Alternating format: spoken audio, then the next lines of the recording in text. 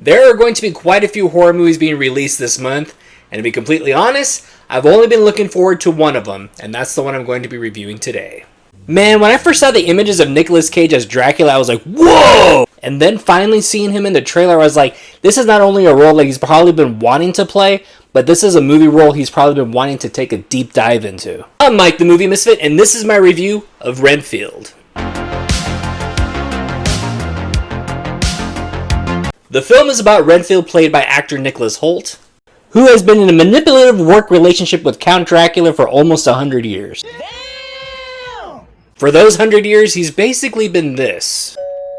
Ooh, nice. What's probably the coolest thing and probably the best part of the entire movie is the dynamic and the chemistry between actor Nicolas Cage and Nicholas Hoult. Not only do we get cool flashbacks, but we also get those flashbacks in reimagining versions of Nicolas Cage as Count Dracula. While Nicolas Cage is not only being charismatic as Count Dracula, he's also playing a pretty crappy boss, and he's also being very creepy. I couldn't think of a more horrible job if I wanted to. I can't say this enough, Nicolas Cage does an amazing job, and I almost wish they made a miniseries of him as Dracula.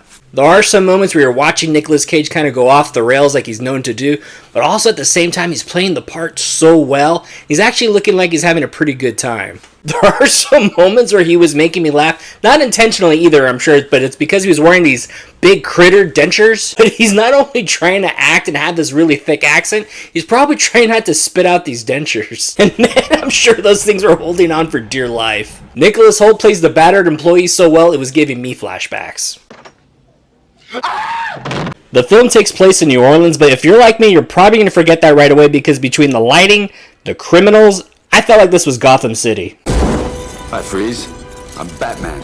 But in the third act, this is where the movie takes a turn, and the film starts focusing on these other characters and their subplot. And honestly, I was kind of like, I don't care.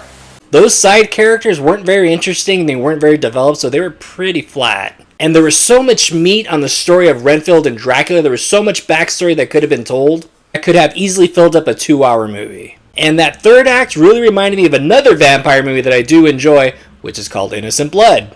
Don't get me wrong, the movie Renfield is a lot of fun, but it just had the potential to be so much more. Nicolas Cage and Nicholas Hoult really carry the film not only with their performances, but with their chemistry. And that alone, to me, is worth the price of a matinee ticket.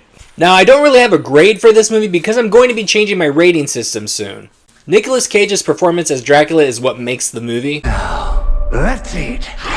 So I would definitely check out the movie. Did you see the movie and did you like it? Did you think the film was just a great old time and I'm just being a little too picky? Let me know and comment below, and please don't forget to hit like and subscribe. I'm Mike the Movie Misfit, and I'll see you at the movies. Get more out of life. Go out to a movie.